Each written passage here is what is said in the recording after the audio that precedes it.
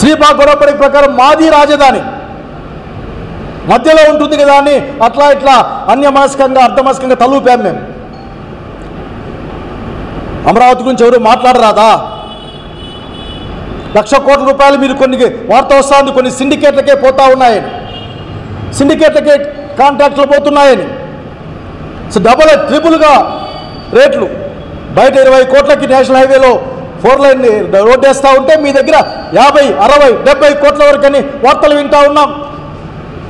మీరు చెప్పిన ఆ వరల్డ్ బ్యాంక్ వాళ్ళు ఇక్కడ కట్టడానికి సాధ్యంగా అని నారాయణ గారు మీ మంత్రి గారు చెప్తే వినలేదా? అయినా కడతారట. 30 అడుగుల్లో నీళ్ళు వస్తే అడుగడుక్కి ఒక మోటార్ పెట్టి కొట్టేనే వాళ్ళు కడతారట. ఏమి దుర్మార్గం ఇది? అమరావతి పైన చర్చ జరగాలి. ఇది ఏ ఒక్కరి ఆస్తి కాదు, ఇది రాష్ట్రానికి సంబంధించినది. ఆఖరికి దాంట్లో వివిధ ప్రాంతాల వాటా ఏదో మాట్లాడుకుందాం, మీకు కోపం వస్తుంది. అమరావతి గురించి మాట్లాడతారా? కోపం వస్తుంది. మళ్ళీ 40,000 ఎకరాలు కావాలట. దేనికి? ఇచ్చిన మాటలు ఒక్కసారి నిలబెట్టుకున్నారా? నేను ప్రజల్ని కోరుతా ఉన్నా, సూపర్ 6 ఈరోజు కాదయ్యా. ఆయన లాస్ట్లోనే ఆయన సూపర్ 6 పేరు చెప్పకపోయినా ఈ వాగ్దానాలు ఇచ్చాడు. ముసలి వాళ్ళకి డబ్బులు ఇస్తా, మధ్య ఏజ్ వాళ్ళకి ఓ డబ్బులు ఇస్తా, పిల్లలకు ఓ డబ్బులు ఇస్తా, ఉచిత గ్యాస్ సిలిండర్ ఇస్తా, ఉచిత కనెక్షన్ ఇస్తా అని రకరకాలుగా స్వర్గీయ వైఎస్ రాజశేఖర రెడ్డి గారు అసెంబ్లీలో నిలువున కడిగేస్తే చంద్రబాబు నాయుడు గారు మర్చిపోయారా? ఆ వీడియో తెప్పించుకొని చూడండి అసెంబ్లీ నుంచి. మీరు అప్పుడు ఏం చెప్పారు? మిమ్మల్ని ఏ విధంగా రాజశేఖర రెడ్డి గారు కడిగి పారేశారో అర్థమవుతుంది. సిగ్గుండాలయ్యా అని కూడా రాజశేఖర రెడ్డి గారు అన్నట్లు గుర్తు నాకు. కనుక ఇప్పటికైనా మానండి. మిమ్మల్ని ఒకవేళ మీ చేతుల్లో లేకపోతే చెప్పండి స్వయంగా ప్రజలకి, నా చేతుల్లో ఏమీ లేదు. అనేక అదృశ్య శక్తులు అన్ని విధంగా చేస్తారని నా ప్రభుత్వం పైన బదనాం చేస్తూ ఉన్నాయి. మీరు బాధపడేటప్పుడు అసలు జగన్మోహన్ రెడ్డి గారికి వారి సత్యమణి గారికి ఏంటి సంబంధం? హెరిటేజ్ పాలలో ప్రాబ్లం వస్తే మొత్తం మీ కుటుంబాన్ని ఏమైనా లాగుతారా? ఏమిది? కనుక తగ్గించండి. ఆఫీసుల పైన దాడి చేసే ప్రయత్నాలు, పత్రికా కార్యాలయపైన దాడి చేసే ప్రయత్నాలు ఎక్కడికి ఆపుతున్నారు అంటే, ఏదైనా సంఘటన జరిగితే దాడి చేయండి, దాడి చేసి విధ్వంసం చేయండి అని చెప్పడం నేర్పిస్తూ ఉన్నారా జనానికి? కాలం ఇట్లే ఉండదు కదా. 12 గంటల తర్వాత రాత్రి వస్తుంది, ఎండాకాలం తర్వాత వానకాలం కూడా వస్తుంది. రాబోయే రాజ్యం జగన్మోహన్ రెడ్డి గారి నాయకత్వాన ప్రజల రాజ్యం ఈ రాష్ట్రంలో రాబోతా ఉంది. మీ మాదిరి కక్షపూరితమైన రాజకీయాలు చేయడానికి మాకంత సమయం లేదు. ప్రజల సంక్షేమం, ప్రజల బాగు, విద్య, వైద్యం అత్యున్నత స్థాయిలో ఉండేందుకోసం ప్రయత్నం చేసే ప్రభుత్వం మాది.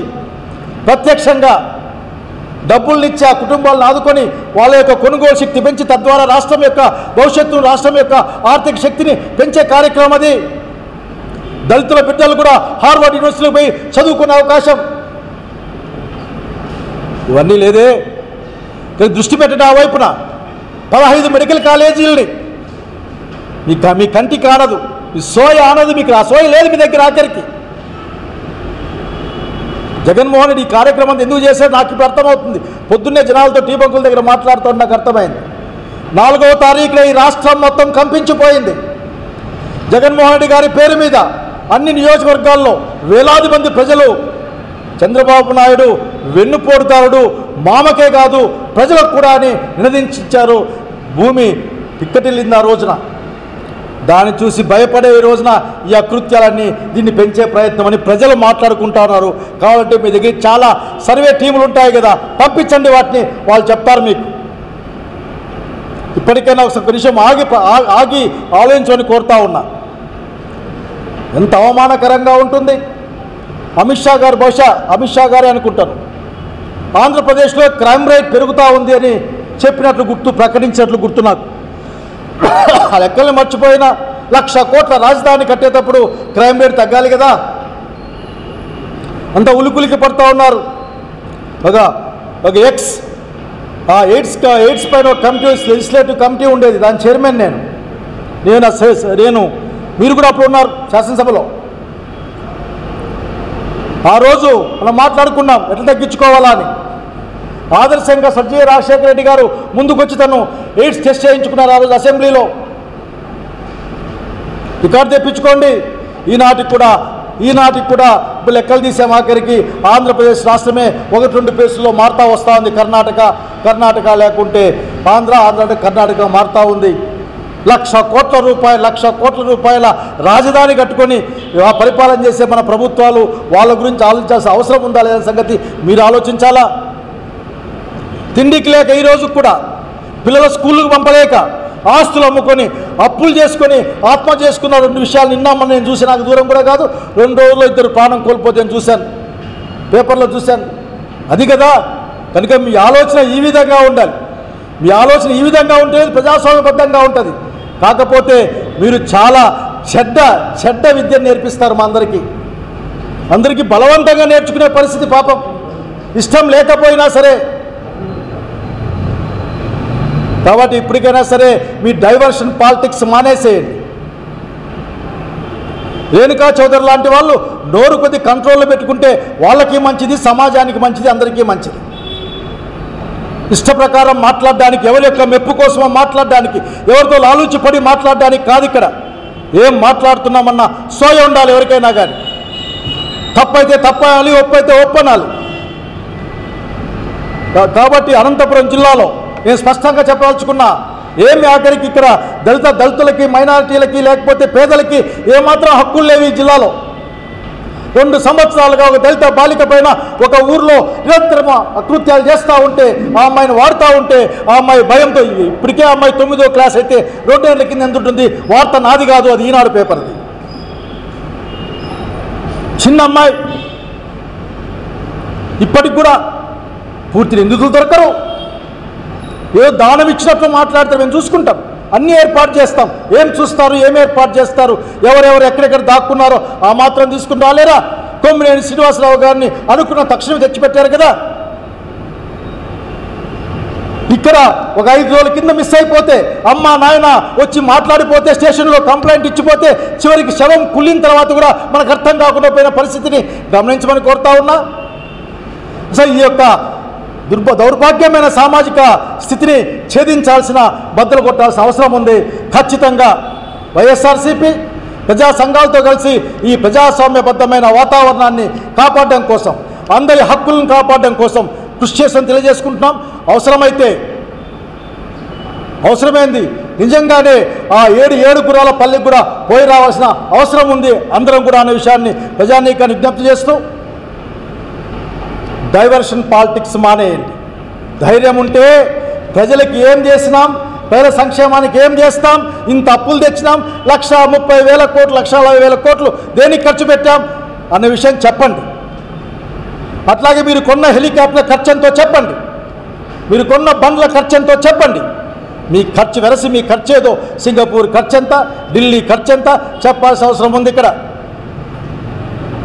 ఏమీ లేని ఈరోజు అంతగా రక్షణ, అదే పోలీస్ డిపార్ట్మెంట్ మాట్లాడుతూ ఉంటారు. మీరు రిక్రూట్మెంట్ పెంచండి, వాళ్ళ మీద పని విధానం తగ్గించండి, రాజకీయ ప్రమేయం తగ్గించండి. వాళ్ళకి పనిచేసే వాళ్ళు మీకు నచ్చని వాళ్ళు ఉంటే వీఆర్లో ఉంటారు. ఇప్పటికే 350 మంది 60 మంది వీఆర్లో ఉన్న చరిత్ర ఈ రాష్ట్రానికి.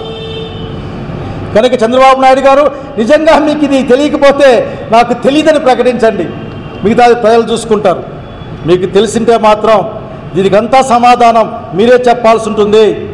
మీరు నేర్పించే అన్ని అస్త్రశస్త్రాలు, ఆ చెడ్డ విషయాలన్నీ కూడా అవి తిరిగి మీ వైపుకే వస్తాయనే సంగతి గుర్తుపెట్టుకోమని కోరుకుంటూ, ఒక్కరికి వేలు చూపించేటప్పుడు మిగతా 3 వేళ్ళు ఇటుపక్కే చూపిస్తాయనే సంగతి గుర్తుపెట్టుకొని మరొకసారి కోరుకుంటూ, కొద్దిగా కాన్షియస్నెస్, కంపాషన్, సెన్సిటివిటీ, అట్లాగే డిసిప్లినరీ రెస్పాన్సిబిలిటీ. మళ్ళీ కోపం వస్తుంది మీకు ఈ మాట, నాకు డిసిప్లిన్ అంటారా అని.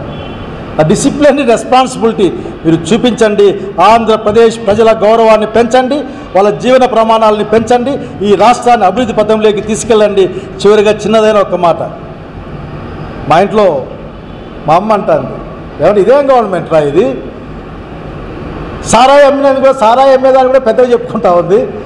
సారాయి నిజంగానే నేను ఎప్పుడు బాధపడతా, ఈ ప్రపంచంలో బహుశా ఏ పాలకుడు కూడా లేక ఏ అధికారికి వచ్చాయని కూడా ఆఖరికి సరసమైన ధరలకు నాణ్యమైన మద్యాన్ని ఇస్తాడని చెప్పిన వాడిని ఎక్కడా చూసి ఉన్నాడు. దీంతోనే మీ మైండ్ సెట్ అర్థమవుతుందని తెలియజేసుకుంటూ మరొక్కసారి దయచేసి మీరు పేదల కోసం పనిచేయమని కోరుకుంటా ఉన్నా.